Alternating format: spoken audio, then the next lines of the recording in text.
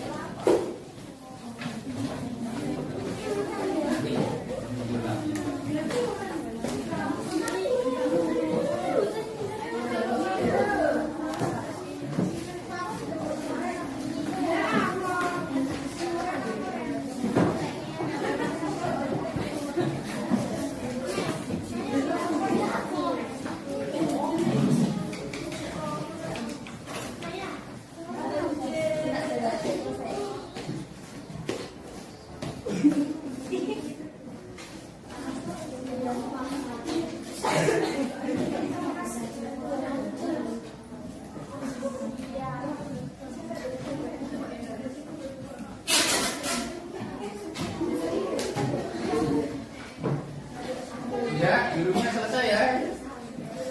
Sekarang yang kuning paling atas, yang kuning dipasang.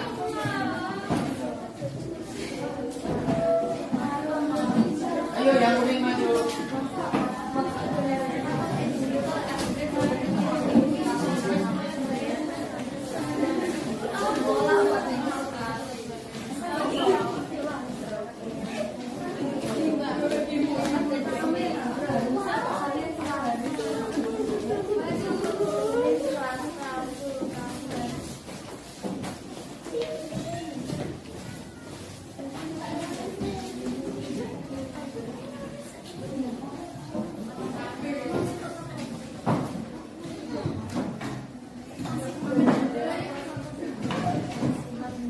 Kuning sudah, sekarang yang oranye dipasang.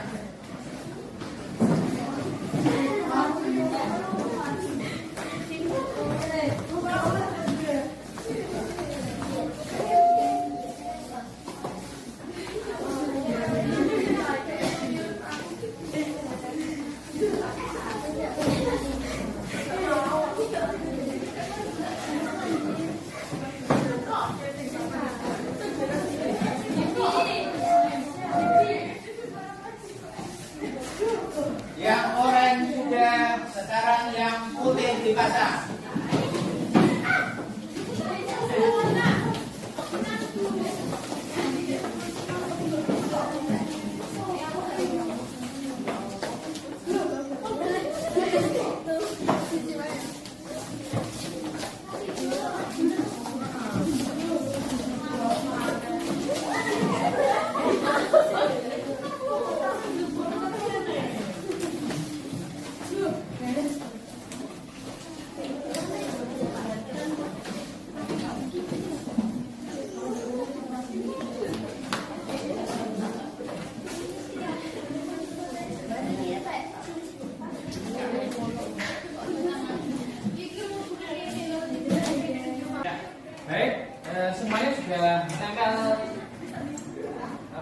kelasnya yang sudah terisi ya tadi ya?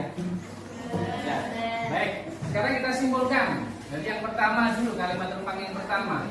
Pergi sekolah titik-titik setiap hari.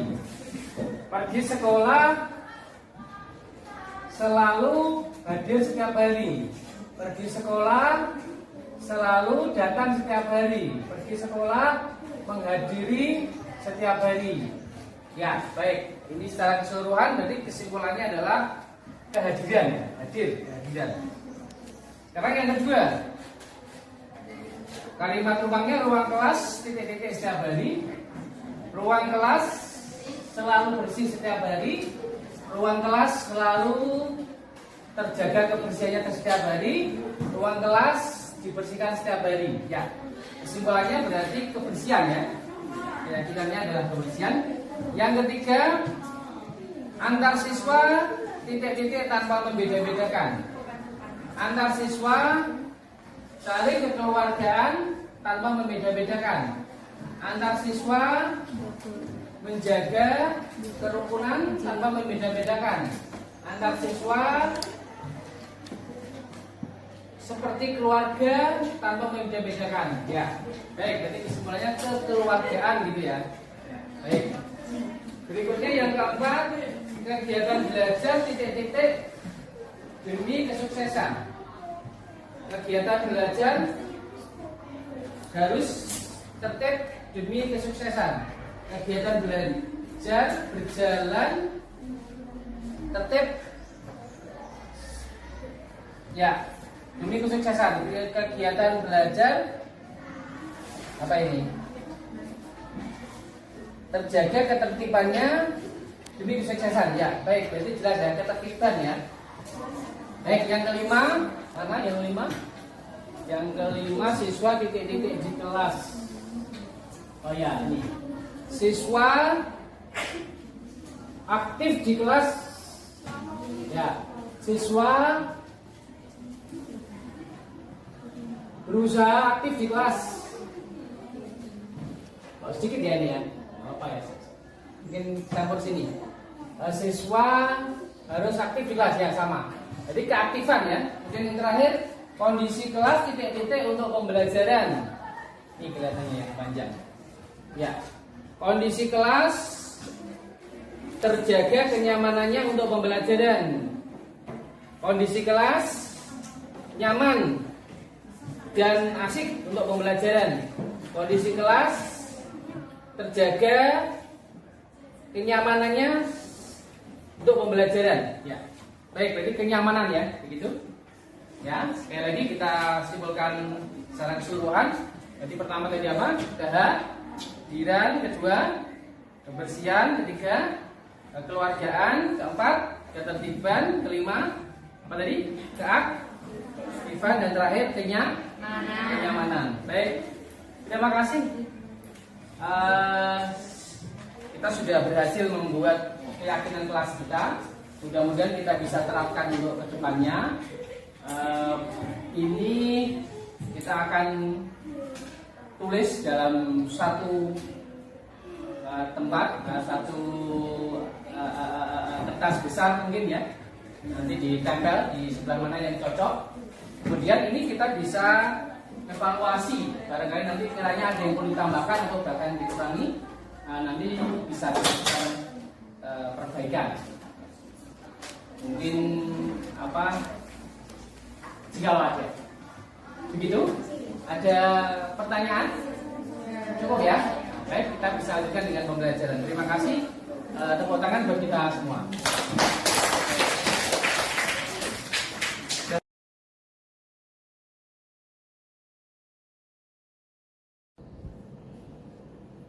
Selamat pagi, assalamualaikum warahmatullahi wabarakatuh. Waalaikumsalam warahmatullahi wabarakatuh. Bapak Ibu sekalian yang saya hormati, pertama-tama puji syukur alhamdulillah kita panjatkan pada Tuhan Yang Maha Esa bahwa pada hari ini kita masih diberi kesehatan, kenikmatan untuk bisa berkumpul di ruang multimedia ini dalam acara diseminasi aksi nyata budaya positif. Yang terhormat tidak lupa Bapak Kepala Sekolah, yang terhormat Bapak Ibu sekalian yang saya hormati Pak Muhammad Dimyati, Sarjana Pendidikan Magister Teknik, Pak Ma'ruf Fatih Nurusadi, Sarjana Sains, yang pada hari ini sebagai narasumber untuk menyampaikan diskriminasi budaya positif. Untuk mempersingkat waktu, nanti Bapak Ibu pada waktu presentasi apabila ada yang ditanyakan nanti bisa berkata terlebih dahulu. Pada waktu sesi tanya jawab nanti bisa ditanyakan. Untuk selebihnya waktu dan tempat kami persilahkan. Monggo Pak Ma'ruf.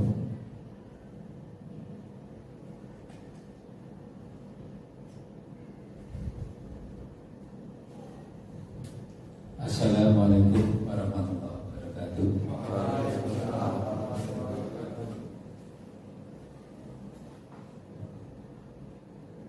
Selamat pagi, perkenalkan nama saya Mufti Yati, CDP Angkatan 11 dari SMK Negeri 3 Kudus,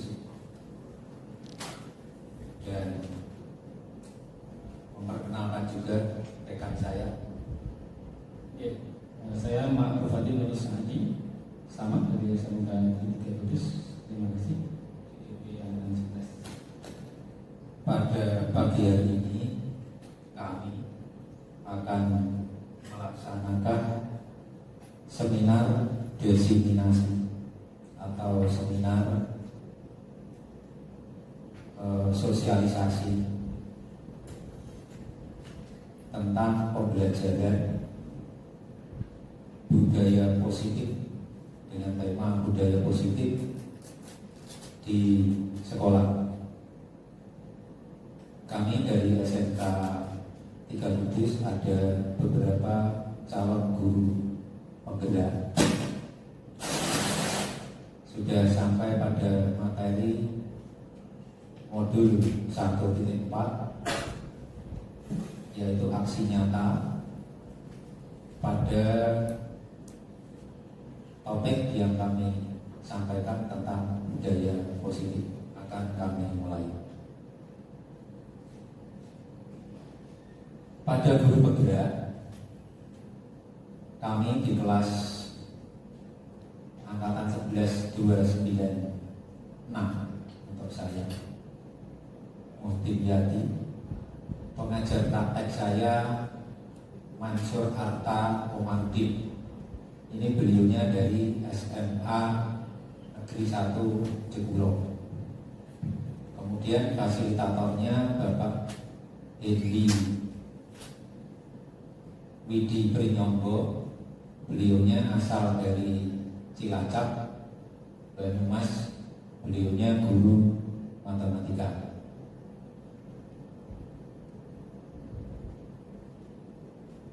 Kemudian untuk rekan kami, untuk fasilitator saya Pak Aris, mungkin untuk pengantar praktik, pengajar praktik saya Pak Widi dari Kudus, SMP Ma'ruf. Ya, terima kasih. kemudian saya lanjutkan. Kita mulai sesi awal tentang kegiatan diseminasi.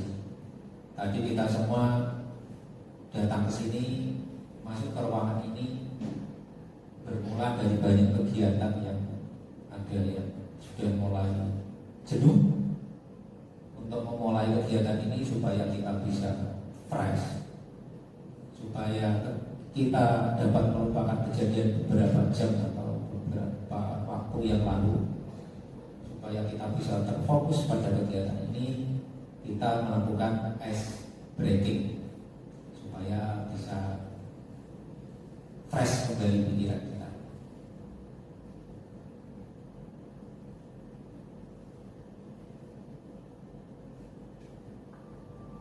Kita lihat, kita mulai. Semuanya berdiri mengikuti gerakan yang ada di video.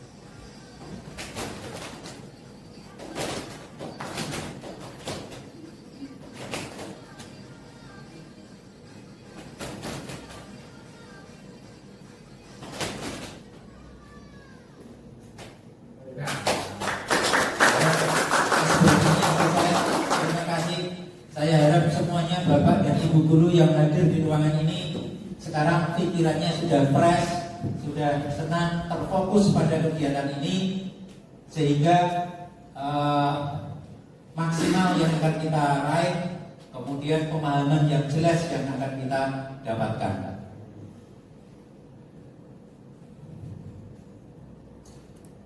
Kita masuk pada sesi pembahasan yang pertama pada kegiatan seminar diseminasi yang saya mulai untuk kegiatan pada siang hari ini.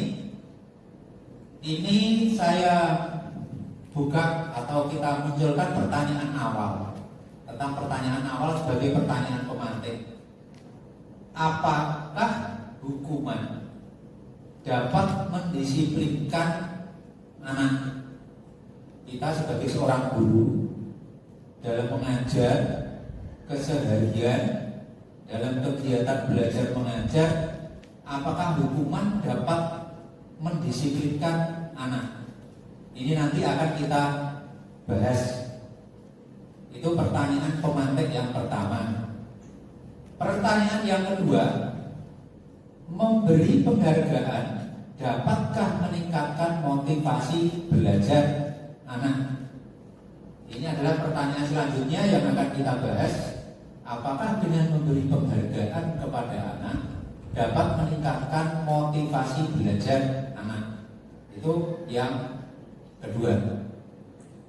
Pertanyaan yang ketiga yang akan kita jawab nantinya adalah pemberian hukuman dengan hal positif seperti membaca atau membersihkan halaman sekolah, apakah dapat meningkatkan disiplin anak?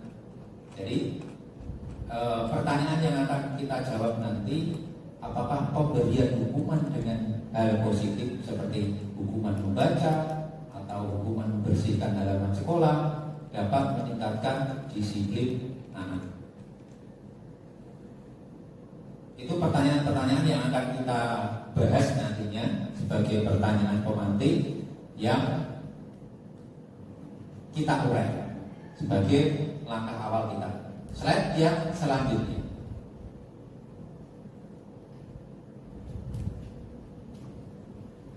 Topik-topik nanti yang kita bahas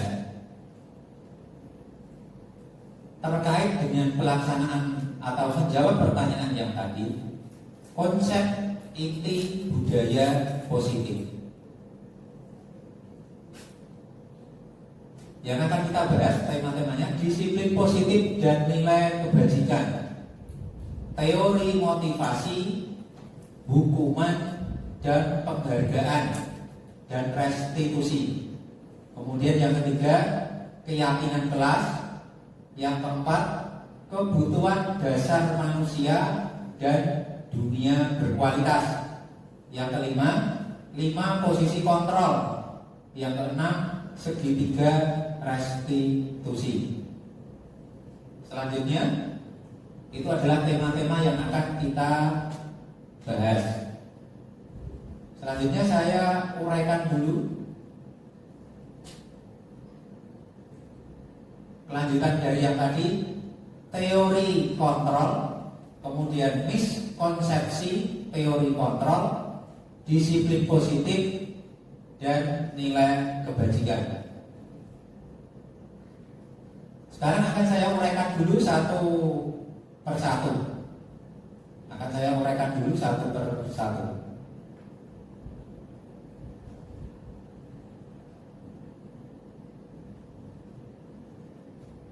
Dalam stimulus respon, seolah-olah orang lain dapat kita kontrol, dapat kita kendalikan, sehingga kita dapat merubah seseorang menjadi apa yang kita inginkan. Sehingga kita dapat merubah seseorang menjadi apa yang kita inginkan. Tetapi pada teori kontrol sangat bertolak belakang. Sesuatu yang sedang kita kontrol sebetulnya tidak dapat kita kendalikan. Jadi maksudnya kita seolah-olah mengontrol siswa maksudnya. Karena yang dapat mengontrol adalah dirinya sendiri, bukan orang lain. Sesungguhnya setiap orang berperilaku memiliki tujuannya sendiri-sendiri. Kita harus memiliki suatu pola pikir yang lebih tertata agar kita mampu berusaha memahami pandangan orang lain tentang dunianya. Kita pun harus memahami jika seseorang berbeda pandangan dengan kita, serta tidak memaksakan pandangan kita kepada orang lain. Itu adalah teori atau bagaimana kita mengontrol murid, seolah-olah kita mengontrol orang lain atau mengontrol murid, tapi pada kenyataannya adalah kita tidak dapat mengendalikan orang lain. Tapi si murid itu sendiri, dia mengontrol atau mengendalikan dirinya sendiri sesuai keinginannya. Itu semacam kita harus memahami apa yang orang lain pikirkan sehingga kita dapat mengontrol orang lain tadi. Selanjutnya, miskonsepsi makna kontrol. Berarti miskonsepsi kontrol terhadap siswa tadi. Yang pertama, ilusi guru mengontrol murid. Yang kedua, ilusi bahwa semua penguatan positif, efektif, dan bermanfaat. Yang ketiga, ilusi bahwa kritik dan membuat orang merasa bersalah dapat menguatkan karakter. Yang keempat, ilusi bahwa orang dewasa memiliki hak untuk memaksa. Selanjutnya, bila kita ingin membuat kemajuan, ini teori kontrol ya, teori kontrol dari Stephen. Bila kita ingin membuat kemajuan, perlahan-lahan sedikit-sedikit ubahlah sikap atau perilaku Anda. Namun bila kita ingin memperbaiki cara utama kita, maka kita perlu mengubah kerangka acuan kita. Ubahlah bagaimana Anda melihat dunia, bagaimana Anda berpikir tentang manusia. Ubahlah paradigma Anda, skema pemahaman dan penjelasan aspek-aspek tertentu secara real atau realitas. Jadi ada 3 kelompok besar yang kita bahas di sini. Yang pertama tentang disiplin, yang kedua tentang positif, kemudian kita gabungkan menjadi sebuah disiplin positif. Sebuah disiplin, kemudian nilai positif, kita gabungkan menjadi disiplin positif. Disiplin positif dan nilai kebajikan, kita cenderung menghubungkan kata disiplin dengan ketidaknyamanan atau kepatuhan atau keterpaksaan karena adanya paksaan dari lingkungan. Sebagai pendidik, tujuan kita adalah menciptakan anak-anak yang memiliki disiplin diri sehingga mereka bisa berperilaku dengan mengacu pada nilai-nilai kebajikan universal dan memiliki motivasi intrinsik, bukan ekstrinsik. Jadi maksudnya motivasi intrinsik itu adalah motivasi dari dalam internal dirinya sendiri. Kalau motivasi ekstrinsik adalah motivasi yang berasal dari luar dirinya sendiri. Kalau dengan terpaksa melakukannya, itu berarti dia motivasinya ekstrinsik. Tapi jika dari dalam dirinya dia sadar akan nilai-nilai kebajikan, maka dia akan melakukannya dengan sebuah motivasi yang disebut motivasi intrinsik. Nilai-nilai kebajikan adalah sifat-sifat positif manusia yang merupakan tujuan mulia yang ingin dicapai setiap individu. Nilai-nilai kebajikan adalah sifat-sifat positif manusia yang merupakan tujuan mulia yang ingin dicapai setiap individu. Menurut Ki Hajar Dewantara, Bapak Pendidikan Indonesia, bahwa di mana ada kemerdekaan, di situ harus ada disiplin yang kuat. Sesungguh pun disiplin itu bersifat self disiplin atau setengah disiplin.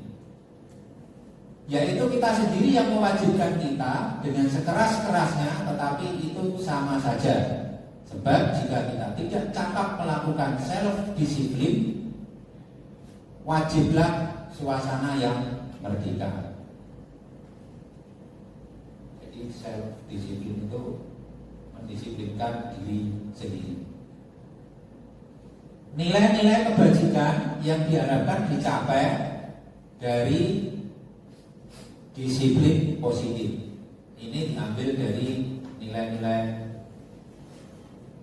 pemuda pelajar Pancasila, yaitu beriman dan bertakwa kepada Tuhan Yang Maha Esa dan berakhlak mulia, berbineka, berkebinekaan, global, gotong royong, mandiri, kreatif, dan bernalar kritis. Itu menurut profil pelajar Pancasila, nilai kebajikan yang akan kita raih. Kemudian menurut Ibu Primary Year Program, toleransi, rasa hormat, integritas, mandiri, menghargai, antusias, empati, keingintahuan, kreativitas, kerjasama, percaya diri, dan komitmen. Kemudian nilai kebajikan menurut keterampilan hidup atau life skill, dapat dipercaya, lurus hati, pendengar yang aktif, tidak merendahkan orang lain, dan memberikan yang terbaik dari diri.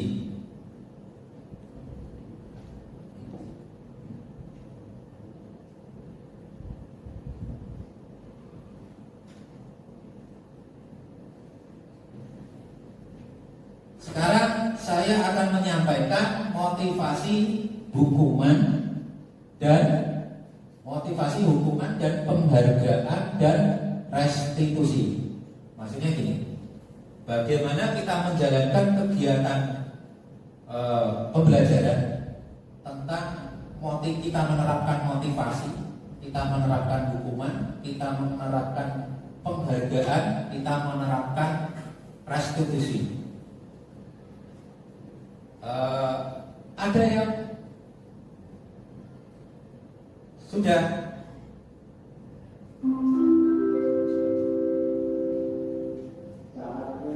sudah tahu tentang motivasi, hukuman, dan penghargaan, restitusi? Maksudnya?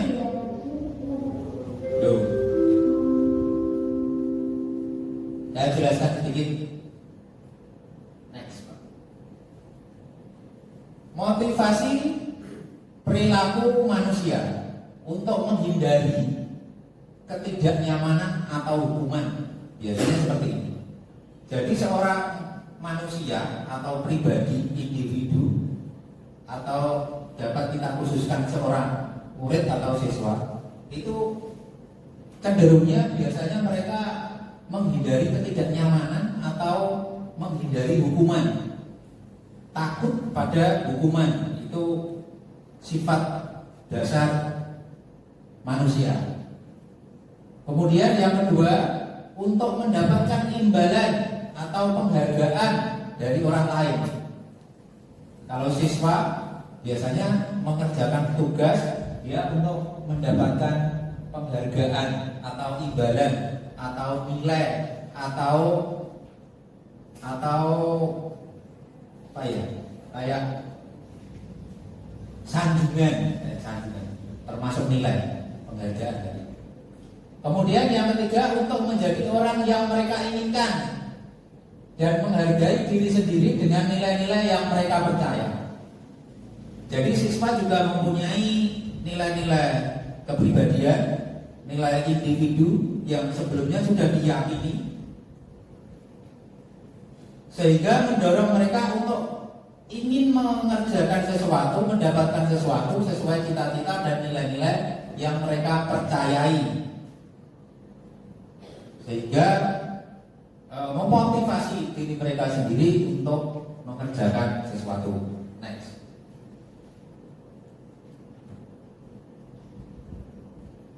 Termasuk Bapak dan Ibu guru yang ada di forum ruangan ini, apa motivasi Bapak Ibu guru menghadiri kegiatan ini? Itu juga merupakan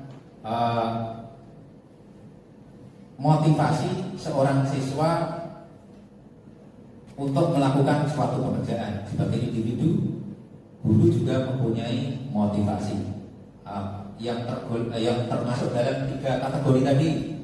Motivasi untuk menghindari ketidaknyamanan atau hukuman, mendapatkan penghargaan, dan untuk meraih cita-cita yang akan dicapai. Next, Pak. Hukuman. Tadi setelah motivasi, salah satu motivasi adalah menghindari hukuman. Sekarang akan kita bahas tentang hukuman sendiri. Hukuman biasanya tidak terencana atau tiba-tiba. Murid tidak tahu apa yang akan terjadi, kemudian bersifat satu arah, murid tidak dilibatkan, kemudian berupa hukuman fisik atau psikis. Ini adalah sifat-sifat hukuman dalam kegiatan belajar. Kemudian konsekuensi. Konsekuensi itu akibat atau dampak. Konsekuensi terencana dan disepakati sesuai aturan. Sebelumnya kita sudah menetapkan aturannya bagaimana. Itu konsekuensi. Murid tetap dibuat tidak nyaman atau aturannya dia sudah tahu dulu sebelumnya. Kemudian guru selalu memonitor. Memonitor itu mengawasi, mengamati tentang tindakan siswa yang dalam kegiatan belajar itu. Kemudian selanjutnya restitusi. Restitusi adalah proses menciptakan kondisi bagi murid untuk memperbaiki kesalahan. Restitusi adalah proses menciptakan kondisi bagi murid untuk memperbaiki kesalahan. Yang kedua, proses kolaborasi yang mengajarkan murid untuk mencari solusi sendiri. Contoh, ada satu kejadian kita kategorikan restitusi. Anak datang terlambat, tidak mengikuti kegiatan upacara. Bagaimana restitusi kita lakukan? Adalah anak itu melakukan upacara sendiri. Itu kegiatan restitusi. Atau restitusi itu nek cara Jawa bahasanya ngijol. Datang terlambat, maka dia pulangnya juga terlambat. Itu restitusi. Ada kaitannya, dia kehilangan apa, kemudian dia akan mengganti dengan hal yang sama terkait dengan hal awal tadi yang sifatnya adalah proses kolaborasi yang mengajarkan murid untuk mencari solusi sendiri. Berarti harus murid itu paham, tahu dulu permasalahannya apa, kesalahannya apa, bagaimana cara memperbaiki. Itu restitusi. Next. Nah, sekarang saya mau bertanya atau kita berpikir bareng. Coba kita baca kalimat yang pertama. Mencatat 100 kali di buku kalimat. Saya tidak akan terlambat lagi karena anak itu sudah terlambat ke sekolah. Ini termasuk hukuman atau termasuk restitusi? Tadi hukuman atau restitusi? Kalau hukuman itu tidak ada kaitannya dengan kesalahannya.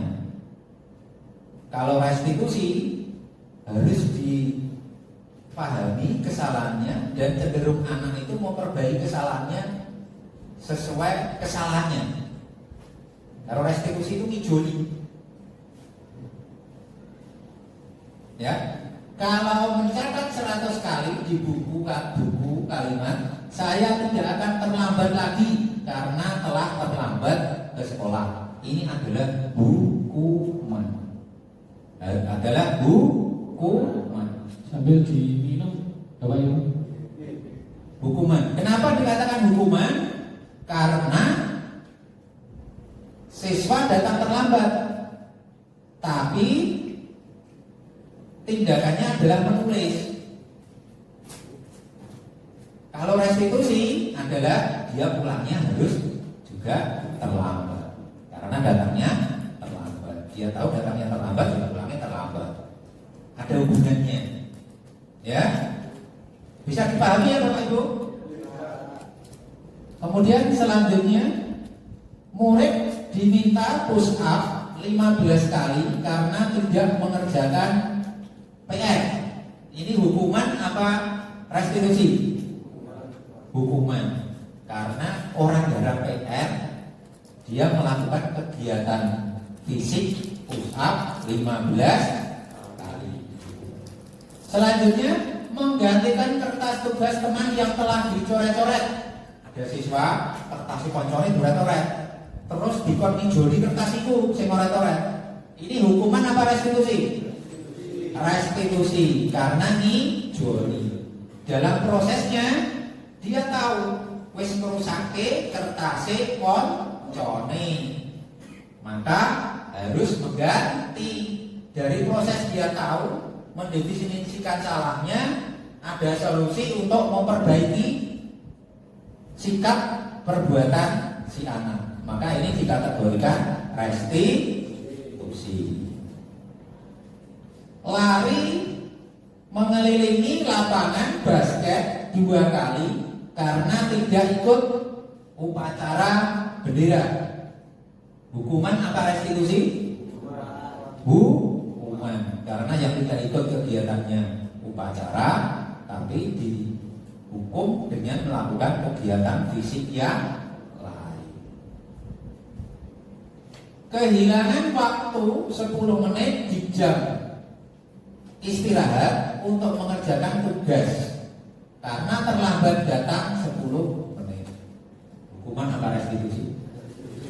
Restitusi, karena itu dampak dari awalnya yang datang terlambat 10 menit, maka saat mengerjakan tugas dia kehilangan waktu 10 menit. Jadi waktunya berkurang dibandingkan dengan yang lain. Paham Bapak Ibu ya? Monggo next Pak. Oh ya, ini setelah tadi jawaban kita benar. Yang pertama, mencatat 100 kali di kalimat saya tidak akan terlambat lagi karena terlambat ke sekolah. Hukuman. Murid diminta push up 15 kali karena tidak mengerjakan PR. Hukuman. Menggantikan kertas tugas teman yang telah dicoret-coret. Restitusi atau konsekuensi. Kemudian lari mengelilingi lapangan basket 2 kali tidak ikut upacara. Hukuman. Kemudian kehilangan waktu 10 menit, konsekuensi atau restitusi. Next Pak. Hukuman dan penghargaan. Penghargaan berlaku sama dengan hukuman, dalam arti meminta atau membujuk seseorang melakukan sesuatu untuk memenuhi tujuan tertentu dari orang yang meminta atau membujuk. Ada dorongan eksternal atau motivasi ekstrinsik dan faktor ketergantungan. Artinya maksudnya adalah ada pengaruh dari luar diri anak atau diri siswa untuk mengerjakan sesuatu. Ini adalah penghargaan dan hukuman ini sebisa mungkin dihindari. Jadi karena pada teorinya bahwa hukuman dan penghargaan itu tidak dapat merubah kedisiplinan anak dalam jangka panjang. Bisa merubah hanya dalam waktu cepat dan saat itu saja. Tidak bisa mendisiplinkan anak dalam waktu panjang dalam membentuk karakter dan kecakapan siswa. Bisanya hanya dalam waktu tempo saat itu juga. Maka dorongan motivasi eksternal ini sebisa mungkin dihindari sehingga anak itu mempunyai motivasi internal atau yang disebut intrinsik untuk mengontrol diri mereka sendiri dalam melakukan pekerjaan yang berkebajikan tadi. Pengaruh jangka panjang dan pendek. Penghargaan menghukum, penghargaan mengurangi ketepatan, tidak efektif, penghargaan merusak hubungan, penghargaan menurunkan, kualitas memastikan kreativitas, penghargaan mengurangi motivasi dan internal. Ini yang saya jelaskan tadi, bahwa pada dasarnya hukuman dan penghargaan itu adalah menimbulkan motivasi ekstrinsik dari luar diri siswa untuk mengerjakan sesuatu. Tapi sebenarnya yang kita inginkan adalah siswa mempunyai motivasi intrinsik yang dari dalam diri siswa itu sendiri untuk melakukan sebuah nilai-nilai kebajikan. Sebisa mungkin siswa dengan sadar melakukan hal baik, bukan karena dipengaruhi dari luar. Next. Restitusi dianggap mampu menyelesaikan masalah murid karena memiliki ciri-ciri sebagai berikut. Restitusi ya, bukan hukuman. Kalau tadi yang saya sebutkan di awal, hukuman dan hukuman dan penghargaan itu faktornya adalah faktor ekstrinsik dari luar diri. Itu tidak baik karena yang menjadi target dan keinginan adalah siswa dapat dari dalam dirinya melakukan kebajikan. Kemudian restitusi dianggap mampu menyelesaikan masalah murid karena memiliki ciri-ciri sebagai berikut. Restitusi belajar dari kesalahan. Apa benar bisa ya? Coba kita lihat satu poin. Siswa ngoret-ngoret kertasnya koncone. Siswa disuruh mengganti kertas. Maka dapat dipahami bahwa dia menyadari kesalahan dan tidak akan diulang kembali. Mampu memperbaiki hubungan. Kemudian restitusi adalah tawaran. Kemudian restitusi menuntut untuk melihat ke dalam diri sendiri. Kemudian restitusi mencari kebutuhan dasar murid. Kemudian restitusi cara yang terbaik. Kemudian restitusi fokus pada solusi dan karakter, bukan tindakan. Kemudian restitusi menguatkan kepribadian anak untuk memperkuat internal intrinsiknya. Next. Keyakinan kelas. Keyakinan kelas adalah prinsip atau nilai-nilai yang dipegang oleh suatu kelompok atau komunitas dalam konteks pendidikan. Ini mencakup komitmen untuk saling menghormati, bekerja sama, bertanggung jawab, berusaha maksimal, dan mendukung pembelajaran aktif. Keyakinan ini menciptakan lingkungan yang positif, kondusif untuk pertumbuhan bersama. Jadi gini Bapak Ibu, keyakinan kelas ini adalah berbeda dari peraturan kelas. Bedanya apa? Kalau peraturan kelas itu dilakukan dengan terpaksa. Wah, aturan ini orang ini hukum, maka kita mengandalkan hukuman. Tapi kalau keyakinan kelas ini lebih banyak, walaupun ditinggal oleh Bapak Ibu guru, keyakinan kelas akan tetap berjalan. Karena keyakinan kelas ini nanti perbedaannya adalah yang membuat adalah seluruh anggota kelas dan Bapak Ibu guru. Kalau aturan segai gurunya sendiri saja, tapi kalau keyakinan kelas disusun bersama. Dan akan dikerjakan walaupun tidak ada Bapak Ibu guru yang di kelas itu, akan tetap dikerjakan. Contohnya piket adalah keyakinan kelas dan pasti dikerjakan. Orang Bapak Ibu guru piketnya tetap dikerjakan. Kemudian struktur organisasi kelas, ada ketua kelas, ono guru ya ketua kelas si A, orang guru ya ketua kelas si A. Bukan hanya ketua kelas itu ono guru itu adalah keyakinan kelas. Jadi keyakinan kelas lebih ditaati daripada aturan, dan memang diarahkan keyakinan kelas ini selalu dibuat atau diperbarui bersama-sama. Next.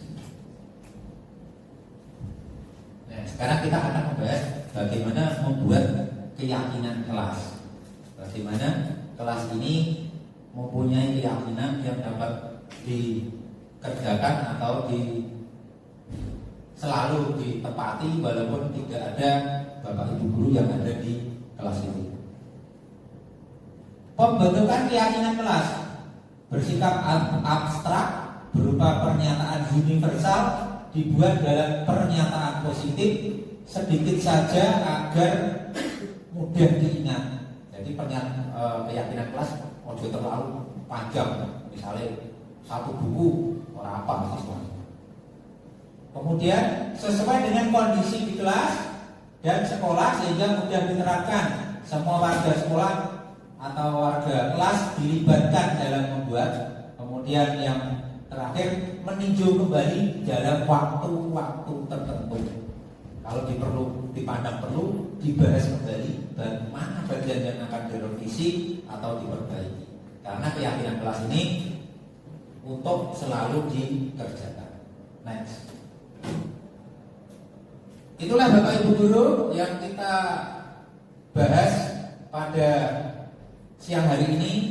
Dari hal-hal tadi yang saya sampaikan, saya berharap sedikit banyak akan membuat hal-hal baik yang dapat bermanfaat untuk kita semua dan bermanfaat untuk siswa generasi bangsa kita ke depan.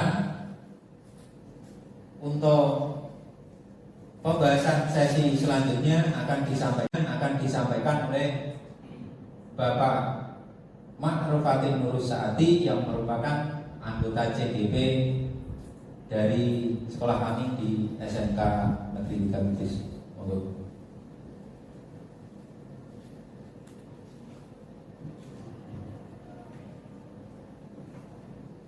Saya lanjutkan.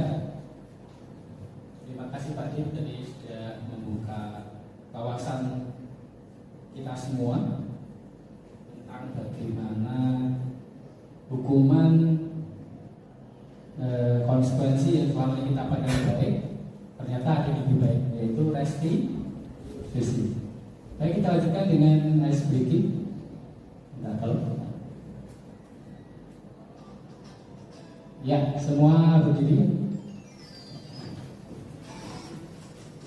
Kita ikuti tadi ya.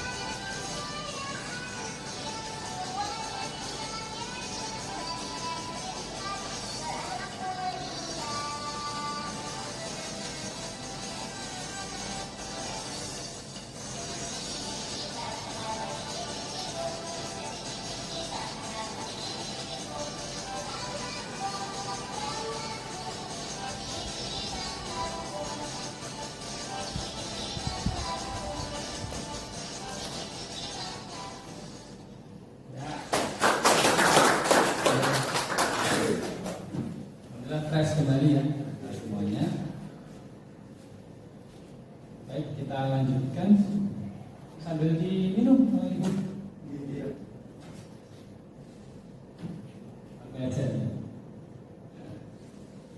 Berikutnya kita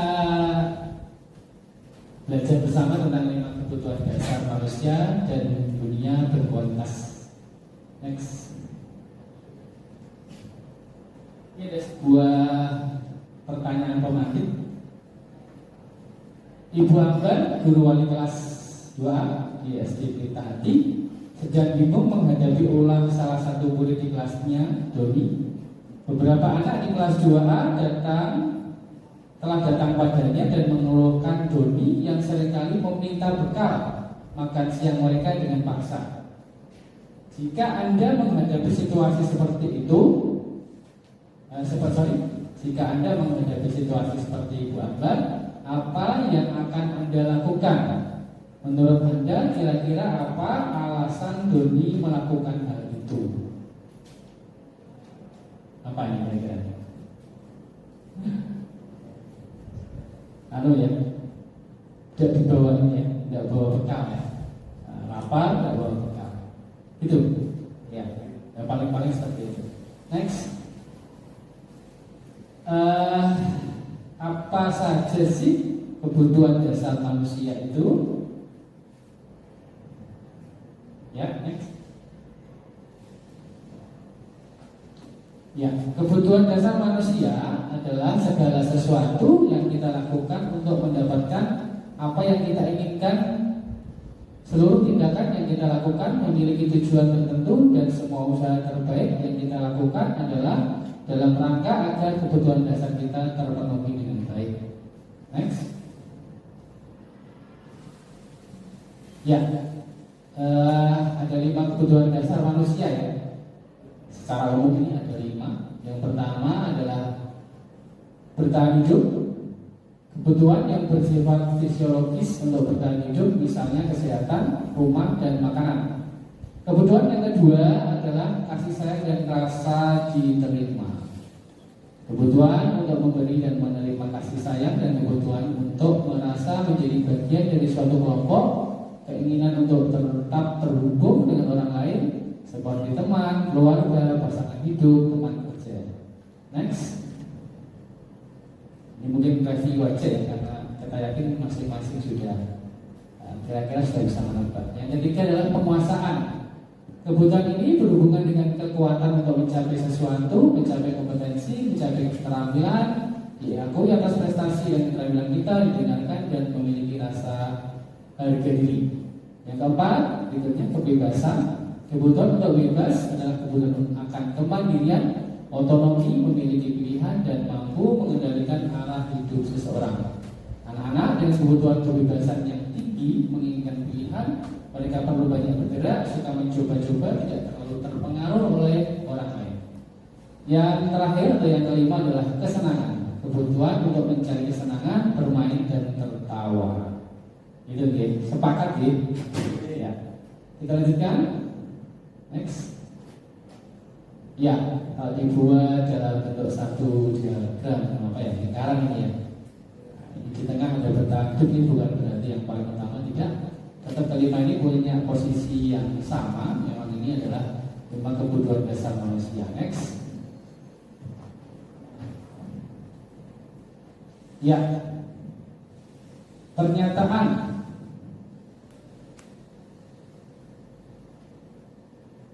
Kebutuhan dasar. Ya. Ibu guru bilang aku tidak boleh bersenandung sewaktu mengerjakan tugas. Katanya kelas harus tenang, tidak ada suara, kan nggak seru jadinya. Ya. Di kesenangan, kebutuhan kesenangan ya. Sepakat ya tadi, betul ya? Kesenangan ya.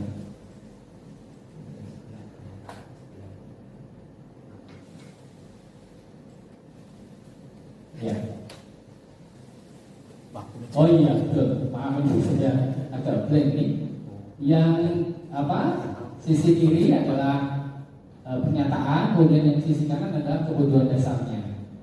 Ketika kita mendengarkan ada anak murid kita yang bilang, ibu guru bilang aku tidak boleh bersenandung sewaktu mengerjakan tugas, katanya kelas harus tenang, tidak ada suara, kan tidak seru jadinya. Ini kita seolah-olah menghilangkan kebutuhan dasar siswa kita, yaitu kesenangan.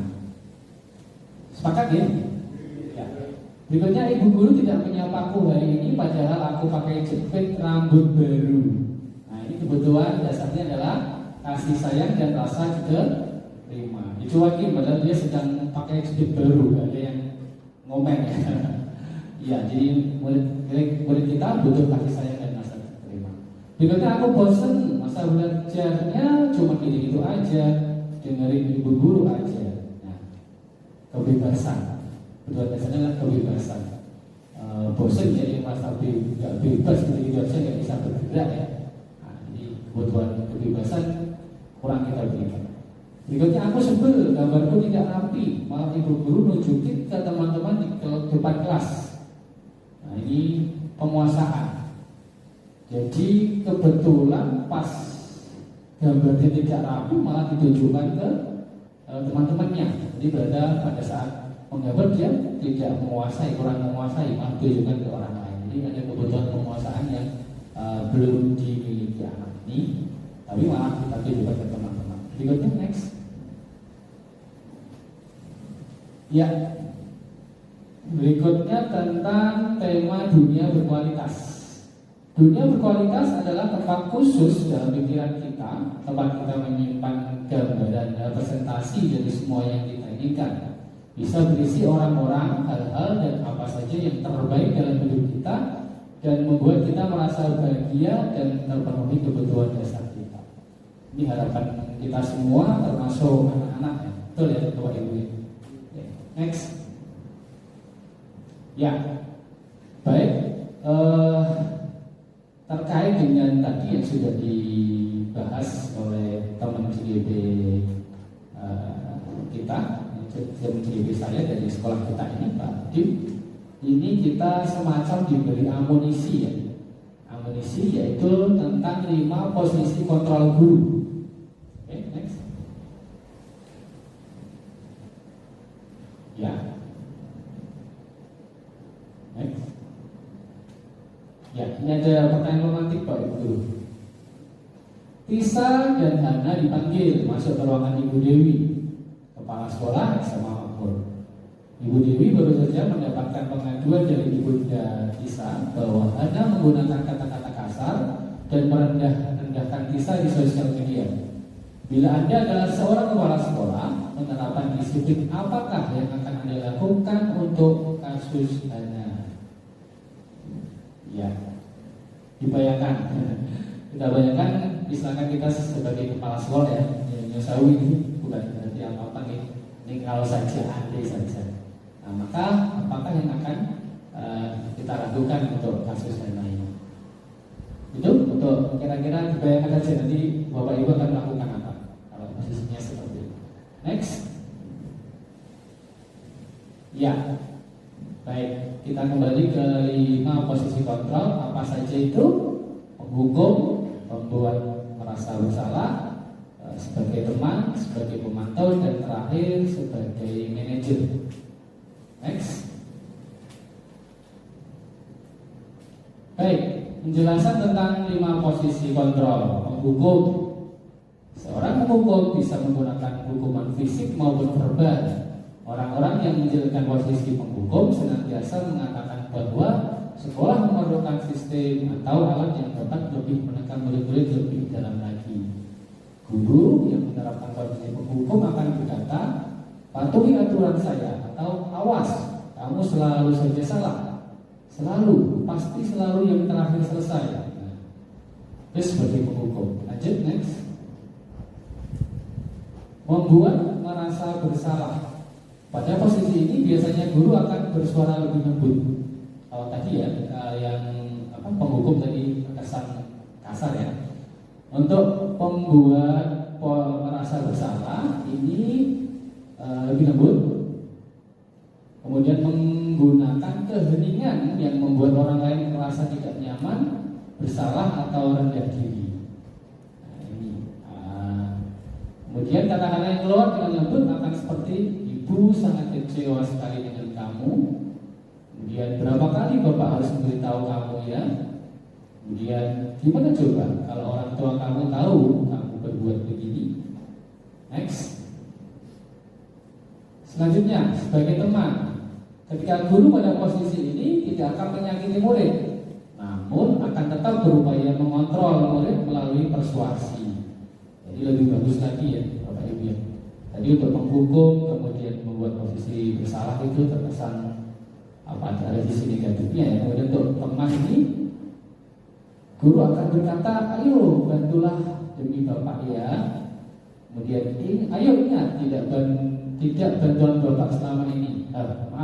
Ayo ingat tidak bantuan bapak selama ini.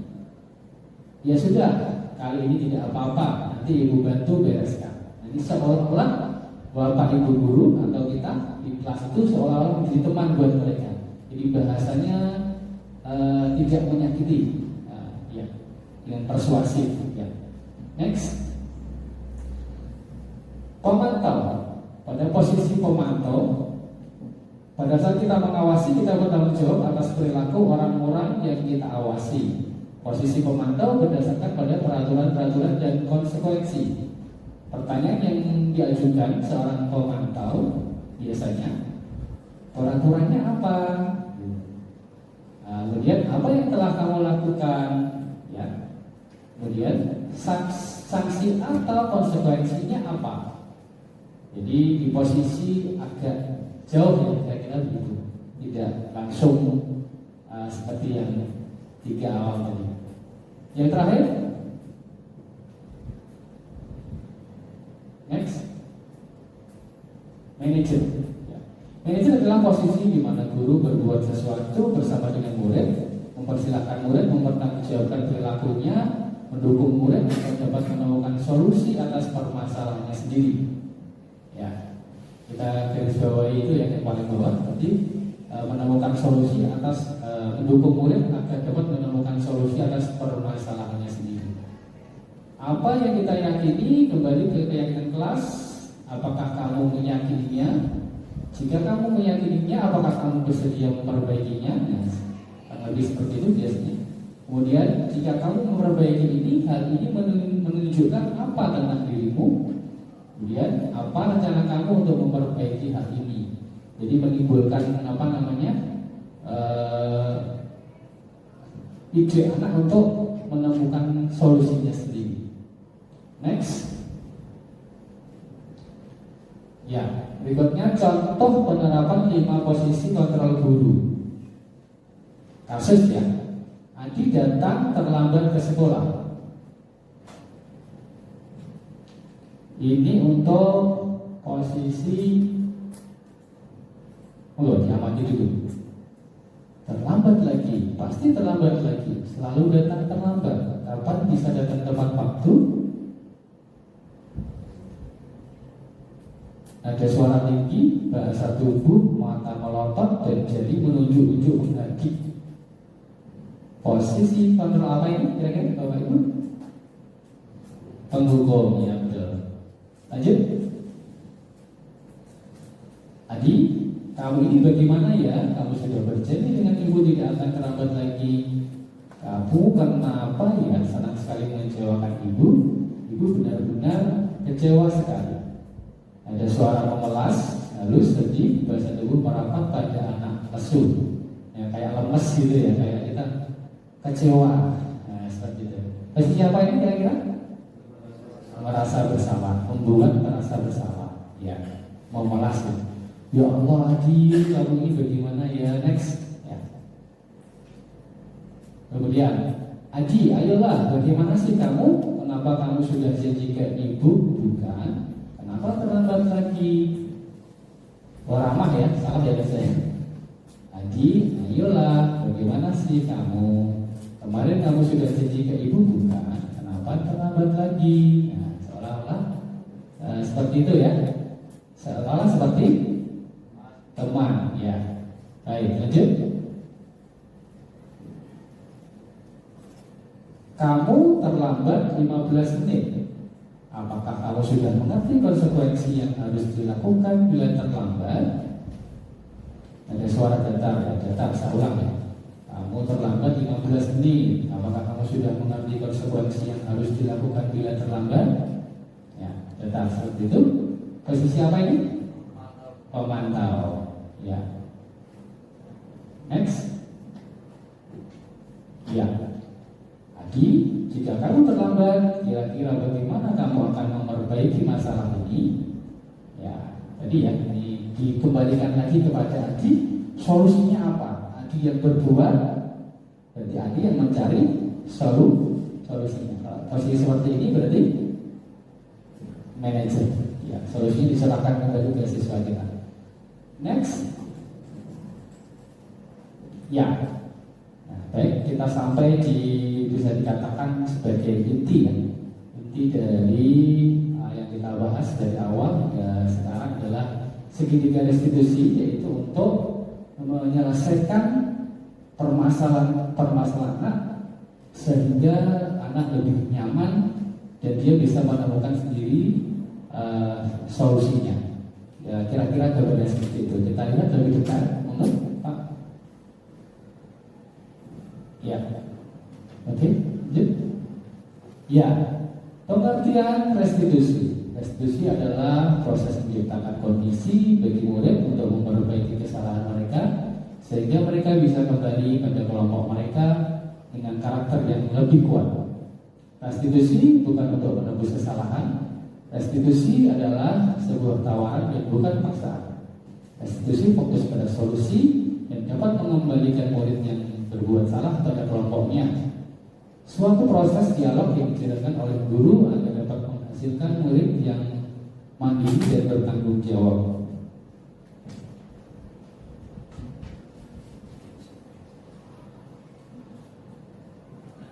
Atau sampai di sini ada pertanyaan mungkin? Barangkali ada kalau ini.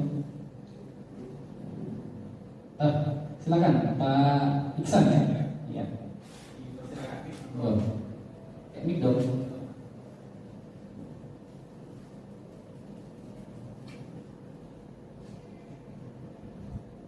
Silakan Bapak. Saya mencatat ini baru mencari. Oke. Ya, silakan. Ada beberapa yang saya tanyakan yang tadi sudah disampaikan oleh Bapak Dimyati dengan materi tadi yang sudah dibahas. Untuk pertanyaannya, apa yang dimaksud disiplin positif ya, dan nilai-nilai kebajikan universal? Mungkin itu Bapak yang saya tanyakan. Terima kasih.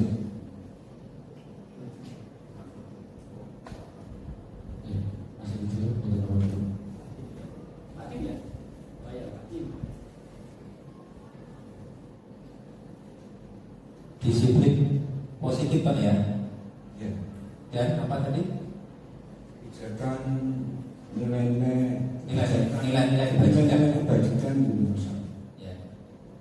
Disiplin positif itu asalnya dari kata yang pertama. Kata pertama adalah disiplin. Kemudian kata yang kedua adalah positif. Kemudian kata yang selanjutnya adalah nilai-nilai kebajikan. Kita pisahkan, disiplin adalah menjalankan sesuatu yang sudah menjadi kebiasaan atau aturan di suatu tempat atau sekolah kita. Itu disiplin.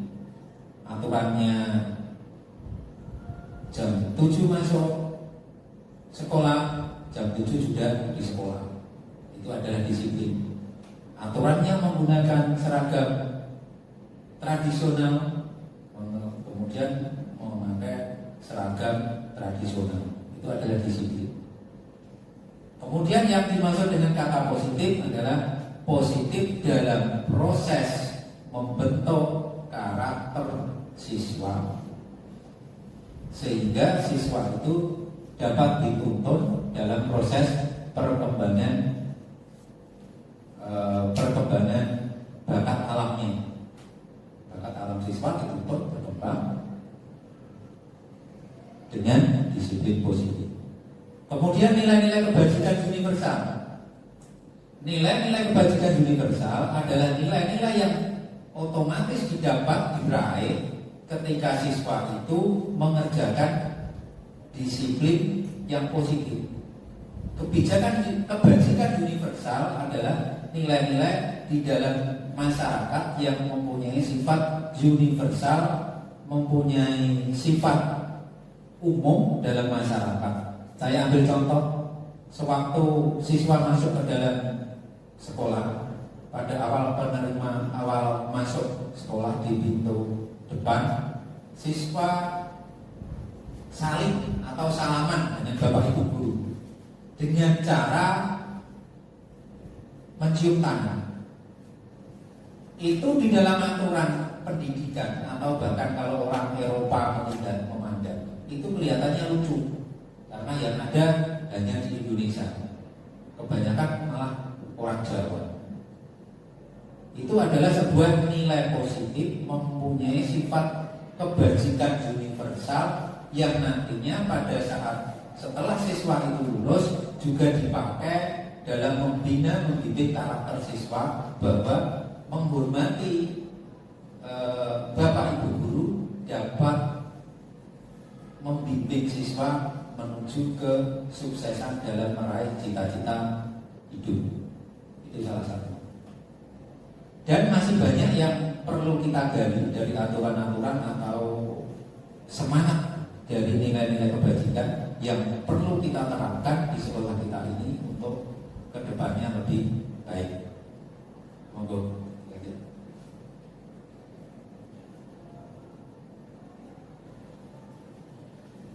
Baik, kita lanjutkan. Ya, kan enak ya kalau ada penjelasan dari mungkin dari hati Bapak Ibu guru tadi sempat mau tanya. Jadi kita tinggal masuk ke bisa dikatakan gongnya ini ya, institusi ya, bisa maksimal. Next lah. Ya, seperti namanya ya, digambarkan dengan segitiga seperti ini. Ini ada 3 proses memang. Memvalidasi tindakan yang salah, kemudian menanyakan keyakinan, dan menstabilkan identitas. Urutannya saya agak lupa. Yang mana dulu ya? Menstabilkan dulu ya.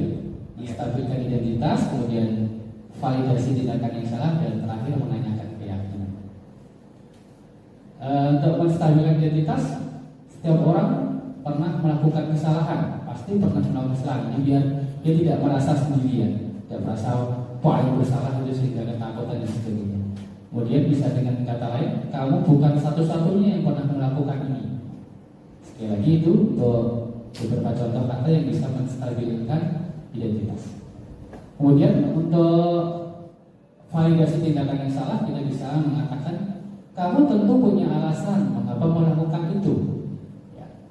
Atau dengan kata yang beda lagi, adakah cara yang lebih efektif untuk mendapatkan apa yang kamu butuhkan? Ya. Itu 2 contoh antara yang bisa dipakai untuk memvalidasi tindakan yang salah. Yang ketiga, menanyakan keyakinan. Ini dengan kata keyakinan kelas apa yang telah kita sepakati, atau dengan kata yang lain, kamu ingin menjadi orang seperti apa?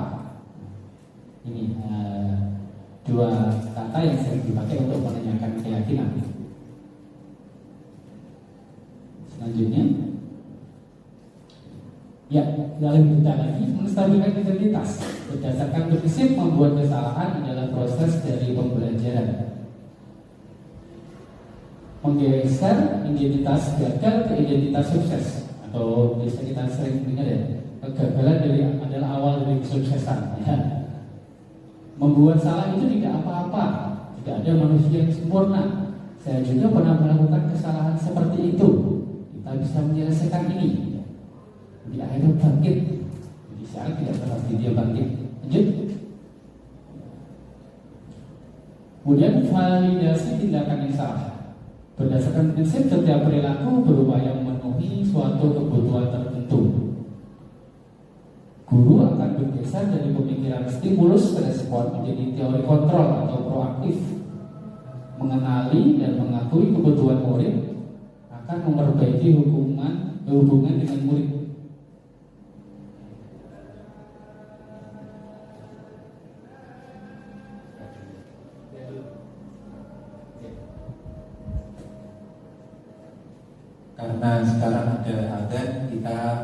istirahat sejenak. Setelah adzan selesai kita lanjutkan. Jelek ya?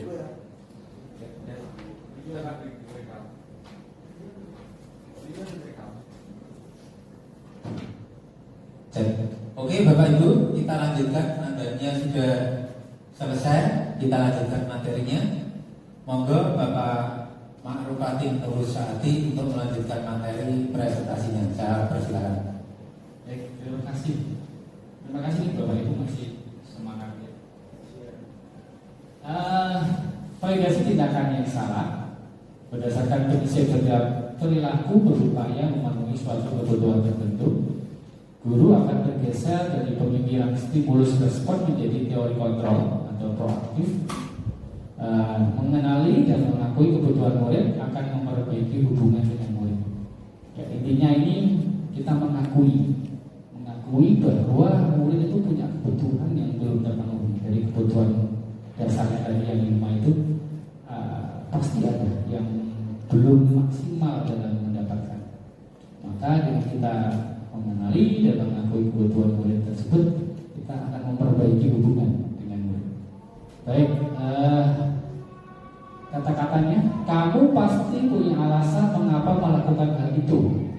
Kamu patut bangga pada dirimu sendiri karena kamu telah melindungi sesuatu yang penting buatmu. Jadi membangkitkan. Next.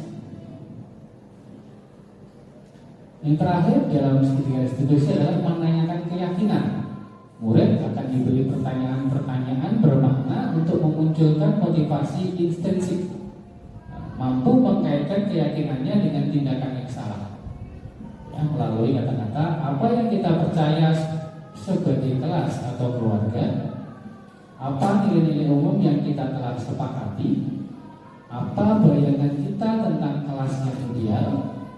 Kamu mau jadi orang yang seperti apa? Menanyakan kepada siswa kita seperti itu. Next. Contoh penerapan segitiga restitusi. Ya, next. Kasus 1. Ya. Fafa, murid kelas 8A sampai 2 Cikulo Kudus. Fafa tidak terima pekerjaannya selalu dicontek oleh temannya. Ia marah dan tidak dapat menahan emosinya. Next. Ya. Ini dipanggil ya, akan diberikan segitiga restitusi. Ya. Jadi dipanggil di tersendiri, tidak di depan teman-temannya. Jadi kalau biasanya kan kalau menghukum apa kan di depan teman-temannya. Kalau segitiga restitusi diusahakan dipanggil tersendiri secara privat pribadi. Next. Kasus kedua ya. Muhammad Rafa Triatmaja kelas 9E terlambat masuk sekolah karena sudah melanggar peraturan sekolah dan keyakinan kelas tentang disiplin positif. Maka saya selaku tim kesiswaan melakukan diskusi untuk mengetahui permasalahan dan menyelesaikan masalah tersebut. Ya, ini kalau dalam studi diskusi berarti tadi ada 3 langkah yang akan diberikan. Yang pertama, ya, tadi ya, kalau saja sama dengan yang pertama tadi ya, dipanggil sendiri, kemudian dikuatkan, ya, kamu tidak sendirian. Teman-teman kamu juga pernah terlambat, bahkan bapak guru pun pernah terlambat. Maka yang kedua, apa Pak ya? Bentuk tidak ada. Setelah di apa namanya, di bom dikuatkan, terus di restitusi. Ya. Permasalahan. Terus. Oh iya, diminta untuk menceritakan kembali apakah benar kejadiannya seperti apa. Kemudian yang terpenting adalah kita tanya keyakinan kelas apa yang sudah kamu langgar, kemudian dia tahu dan merasa bersalah. Kemudian yang terakhir, apa kira-kira solusi yang bisa kamu berikan untuk memperbaiki kesalahan itu? Itu Bapak Ibu. kasus yang ketiga. Ya, ini gambar aja ya kalau terlambat. Oh, ini ada detailnya. Penanganan kasus yang dilakukan oleh guru dengan tahapan seketika institusi diharapkan guru dapat memposisikan diri sebagai manajer dengan mengajukan pertanyaan-pertanyaan yang bermakna dan membuat murid menjadi lebih mandiri, percaya diri dan bertanggung jawab. Jadi dari 5 posisi kontrol ini disarankan dalam menjalankan seketika institusi adalah menggunakan posisi manajer. Lanjut. Ya, sebelum kepada kesimpulan ada pertanyaan Bapak Ibu. Silakan.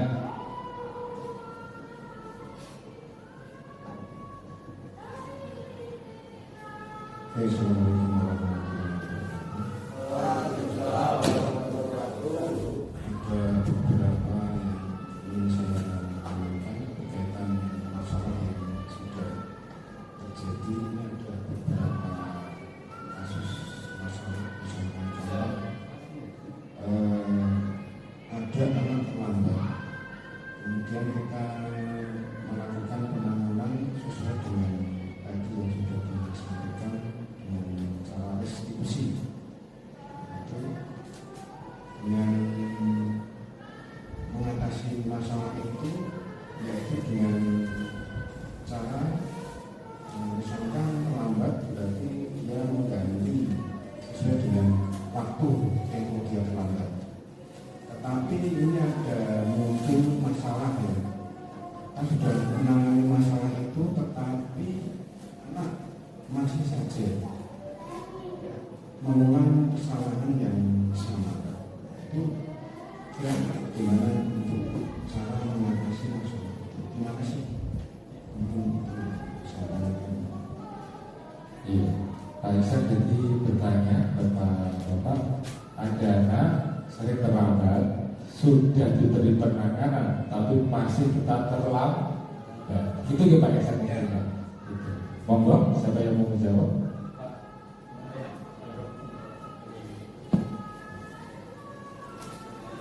Terima kasih Pak Moderator. Saya ingin menjawab pertanyaan itu, nanti kemudian Pak Tim juga bisa menambahi atau menyempurnakan. Menurut saya teratur yang juga saya dalami dari tiga restitusi. Yang pertama, ketika anak sudah kita berikan satu tindakan atau pendekatan atau seketika restitusi yang satu kali ya, masih mengulangi lagi. Namun dari saya Pak Iksan, tadi saya kalau nggak salah dengar Pak Iksan menyampaikan bahwa sudah mengganti gitu ya. Misalkan dia terlambat 10 menit masuk ke sekolah, kemudian ini pulangnya 10 menit di akhir dari teman-temannya. Yang ini saya tanyakan sebelum saya menjawab adalah apakah solusi itu atas inisiatif dia sendiri atau tidak? Itu yang pertama. Kalau memang itu dulu solusi yang dia sampaikan sendiri, maka itu masuk ke dalam seketika restitusi sesuai dengan seketika restitusi. Akan tetapi kalau masih menggunakan sewu cara-cara lama kita dulu yang langsung kita mencarikan solusi dalam arti kita yang memberikan seolah-olah semacam konsekuensi gitu ya, maka itu yang saya tidak bisa kita masukkan ke dalam seketika restitusi. Kemudian yang kedua, kalau memang sudah sesuai dengan penerapan seketika restitusi, tapi kok si anak ternyata mengulanginya kembali, maka bisa dilakukan restitusi yang kedua. Bisa dilakukan seketika restitusi yang kedua, ketiga dan seterusnya. Ya sebagaimana kita juga lah, kita ketika melakukan kesalahan juga tidak selalu langsung bisa memperbaiki. Mungkin kita bisa tawarkan kepada anak kembali solusi lain mungkin.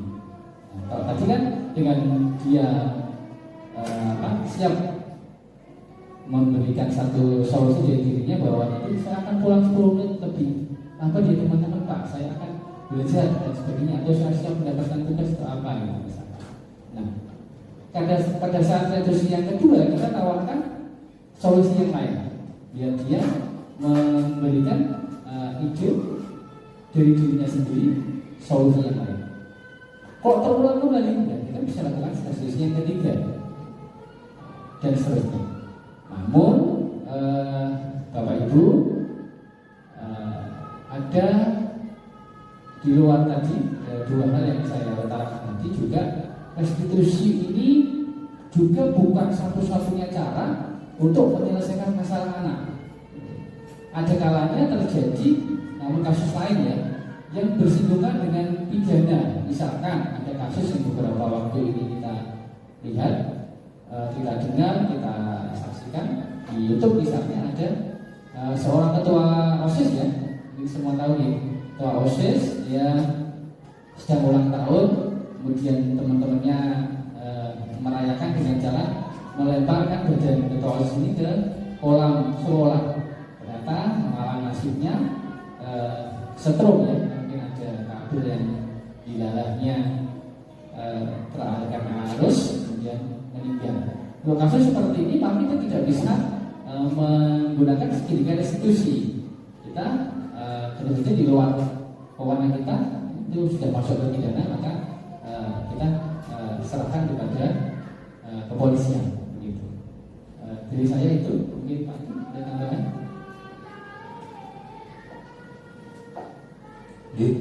Tadi yang disampaikan Bapak Makrum sudah benar dan saya sependapat.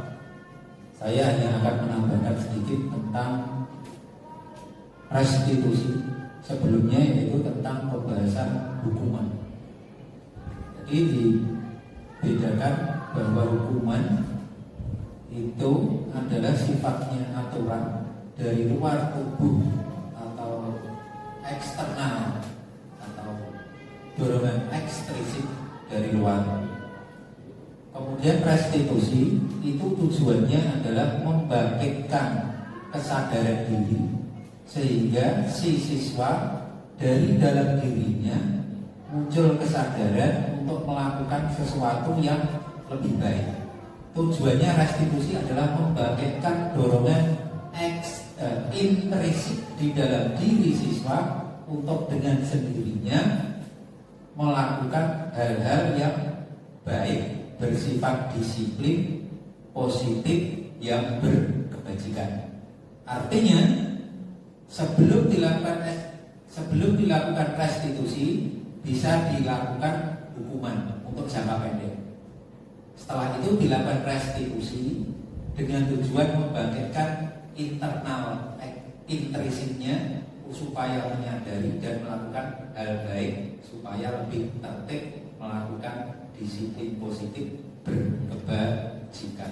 Jika masih belum sembuh atau diulang lagi, artinya restitusinya dari si anak tadi belum mengenai atau menjiwai apa yang telah dilakukan kesalahannya, atau sifatnya belum terbangkitkan secara belum membangkitkan individu dari si anak ini tadi, dari perasaannya belum menyadari, maka perlu diulang dengan restitusi yang lain atau yang berbeda. Kalau misalnya awalnya dia coret-coret kertas temannya, restitusinya dia harus mengganti, maka pada restitusi yang kedua tidak harus mengganti, tapi dengan restitusi yang sedikit berbeda, diinovasi.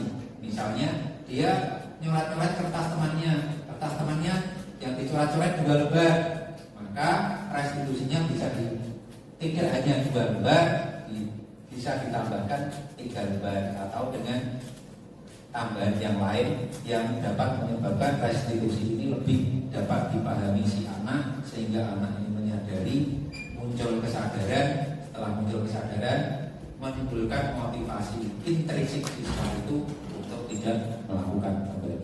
Seperti itu. Terima kasih. Terima kasih Pak Mewakili dari Pak Marut. Ini sudah di akhir acara. Mungkin ada yang ingin disampaikan kembali dari Pak Bim maupun Pak Marut. kita sampai di penghujung ya acara kita. Terima kasih sekali lagi Bapak Ibu semuanya. Kita sampai di kesimpulan dari apa yang kita bahas hari ini. Ya, sekolah adalah tempat belajar dan menumbuh kembangkan karakter murid. Untuk itu diperlukan adanya lingkungan sekolah yang aman dan nyaman yang memberikan keleluasaan kepada semua warga sekolah untuk mengekspresikan diri.